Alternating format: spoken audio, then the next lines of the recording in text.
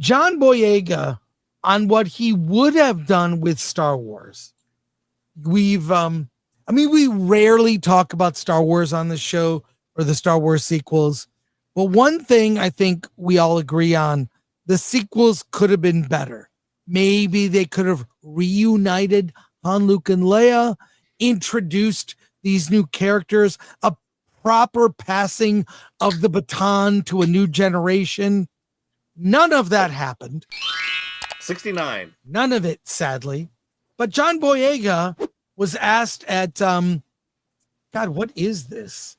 He's at SuperCon in Florida, and he was asked what he would have done with Star Wars, because, I mean, at the very least, his character, Finn, was treated horribly.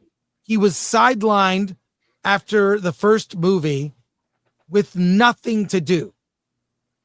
It was they jar-jarred him. And he also had, I thought, the most interesting story, a stormtrooper that turns against the programming. We've never seen that in Star Wars. We've seen the journey of a Jedi go right and go wrong. We've never seen a stormtrooper break the programming. Here's what he had to say at what is this? At SuperCon. Florida SuperCon. Let's check this out here. Okay. If you could, knowing what you know and how everything went with Star Wars and with Finn, if you were to, let's say, remake the movies and be able to put what you wanted in Finn, backstory, everything, how would you make them? It would be mad. First of all, we're not getting rid of Han Solo, Luke Skywalker. You heard what he just said? We ain't getting rid of Han Solo, Luke Skywalker. He's a fan. John Boyega, he's a fan. Like, I remember there were videos on social media of he and Daisy Ridley walking around cons and stuff. And he is a super fan of Star Wars. He is disappointed, not as just as someone involved in the sequels. And he is disappointed. I haven't. Yes, he's disappointed. Let's keep watching. What we're going to do is fulfill their story, fulfill their legacy. We're going to make a good moment of handing on the baton. Our new characters will not be OP'd in these movies. They won't just grab stuff and know what to do. No. What? You already said they won't be overpowered. Yeah. The new characters won't be OP'd in this movie. He literally, first of all, I had not seen this clip. Our producer, Atomic Lori, discovered this clip. And I got to say, like, he's kind of saying what I'm saying. I know. This is crazy. I hope he utters the words "girl boss" at some point. Oh no, he's not going to say that. But let's finish. No, you got to struggle like every other character in this franchise. I look to the Old Republic too. I look to the Old Republic stories and see how we can add the continuation of that. I would definitely, want to see a Force Unleashed, story in there. There'll be so many. There'll be so many things I would do, and the creative. I would try to expand the Star Wars universe as much as possible, but while respecting the lore. Yeah. And if we are going to expand the lore, we have to do it within, within the respective boundaries that are set out for us. But I don't know, Luke Skywalker won't be like disappearing on a rock and like that. No. I'm standing there and he's like a projector. Boy, I would want to give those characters way more. And then with Finn, I know that I guess his projection will end up as a Jedi or with Force abilities or something.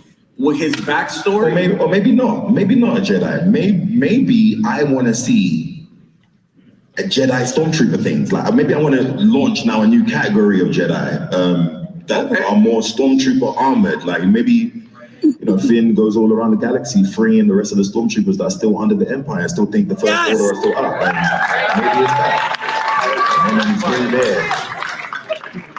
Samuel Jackson, come on. Something like that would be cool.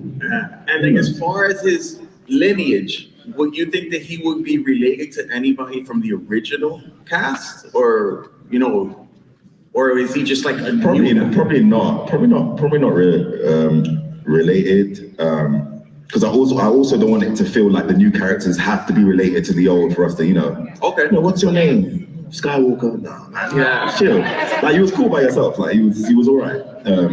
So I would want to make the same love you have for Han, you have for Luke. It wasn't because of who they were connected to. And I think I would want to try to put work into establishing these individual characters to be loving enough for you guys to love them by themselves without the connection. And I think that would be important for the longevity of a franchise, Oh, thank I you. mean, but who am I? That's the end of it. But my God, he's a fan. He is a super fan. He gets it. God. Yeah. I mean, So it's sad because obvious. before Force Awakens came out, how many actors would say, I've dreamed of always being in a Star Wars movie? Why not always be in a Star Wars movie? And then this is the Star Wars movie they put them in. Well, now I don't know. I think it's hard. It's probably hard now to convince people to be in Star Wars. I mean, I think you're right. You have to convince people to be in your Star Wars thing. I hope Ryan Gosling is getting well paid. I hope he's getting well paid. James Gunn's DCU plan. This is an old story. That's what. No, and to that you say there's a plan. Yes, there is, folks. And it's right here. Let's get to it. Okay, so let's you're gonna have to tell me. You hit share. You hit share screen. I know how to do it, Alan. I know how to do it. So let's take a look at this clip. He is on a YMH Studios. Never heard of it, but sounds good. He's talking about the plan here. Let's see what he has to say.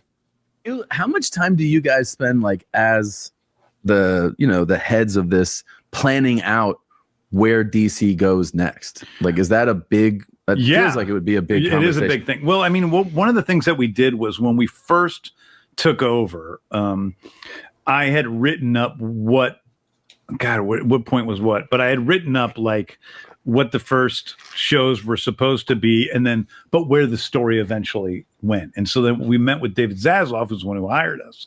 We told him what the basic plan was. He was into that. We got hired. He was the only one that knew that. And then we told Mike DeLuca and Pam Abdi, and they were into it. And Casey Blois, who's out of HBO Max. So we had a basic plan, but then I hired a group of writers who I really respected, who came in, and we kind of worked out the whole story. Now, some things have changed since then for various reasons, but the basic thrust of the big story is the same. That is what started in Superman, continues in Peacemaker, goes to the next Superman movie, and then will continue from the movie after that. And then after that. So there's the bigger plan that we came up with. It feels like it's got to be like with everything you have and just the scale, it's like you have to think in terms of like decade, right? Like 10 years. It's plans. Like a decade. Yeah. And maybe a little less, but like it's very loose too. You have to be careful because there were certain projects that were a part of that plan that, like, because my other rule is that I'm not going to greenlight anything without having a screenplay that I love. And there were other things that just haven't worked yet. And so you got to be, able to have the big picture in mind, but then also be willing and be able to shift anytime you need to. Yeah. So the pinpoints are the same, but some of the specifics have changed. Well, the Authority movie got canceled. Yeah. Right? I mean, that Authority movie. Look, I've been much hit for this. I've been listening to other people talk about this, and they always go back to that first video during COVID where James Gunn came out and gave us this giant plan of the DCU, and then you're seeing projects on that plan drop to the side, and I have to say, good for him. I would rather you change your plan than put out a bad movie or be Right, forced into fulfilling the plan because you said it and it has to come to being. No, plans are plans. Plans get scrapped. Plans get changed. Go ahead. If it's not working, don't do it. You know, I wish Disney and Star Wars would do that. Well, I mean, it's not as if Marvel had it all mapped out. They knew the Infinity Stones would be in certain movies. No, we're talking Marvel after the Infinity yeah, exactly. War. But it came together really well. It fit together well. But there was a lot of, I mean, go back and look at Kevin Feige's, like, almost every single time he announced a phase and they mapped out movies. Right.